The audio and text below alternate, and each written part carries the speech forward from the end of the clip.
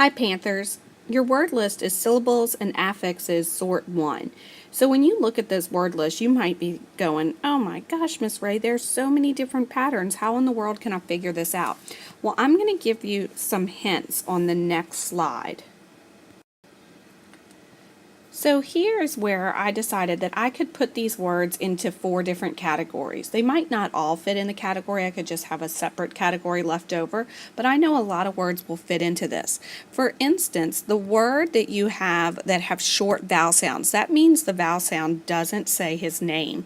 That means he says that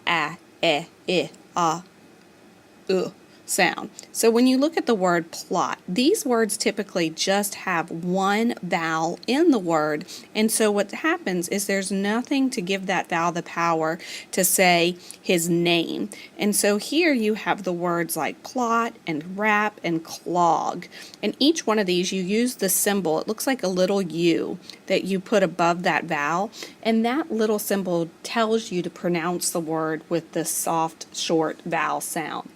Now, some words you're going to see have a long vowel sound, like in the word clean. Well, these have 2 vowels that are working together to make a long vowel sound. Maybe you'll notice the word brief, all right? This one definitely has 2 vowels where it's making that long E sound. All right, so you draw a straight line over 2 vowels together to say, hey, say that as a long vowel sound.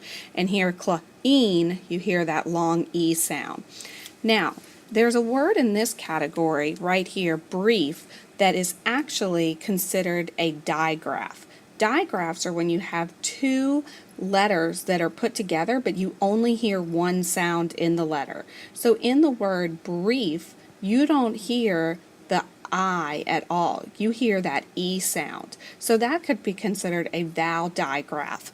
There's also words like sharp, right?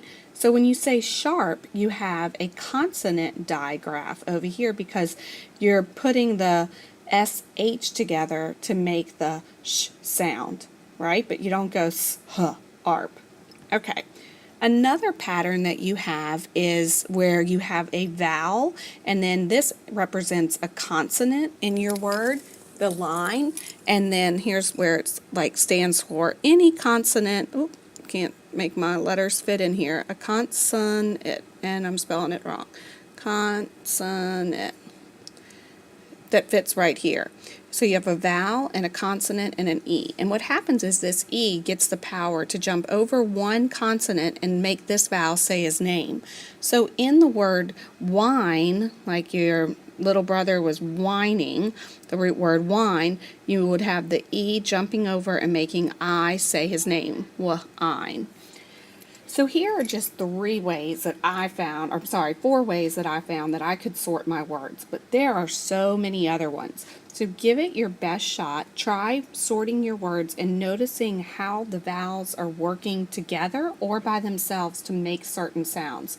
And notice how sometimes you get those 2 letters that are working together to just create one sound. To me, that's what makes spelling tricky, because you have to know that there's 2 letters that are working together there to make that sound. Remember that you could go back and you could highlight your words that have that pattern to it. All right? So you might highlight all the words that have a vowel and a consonant and an E.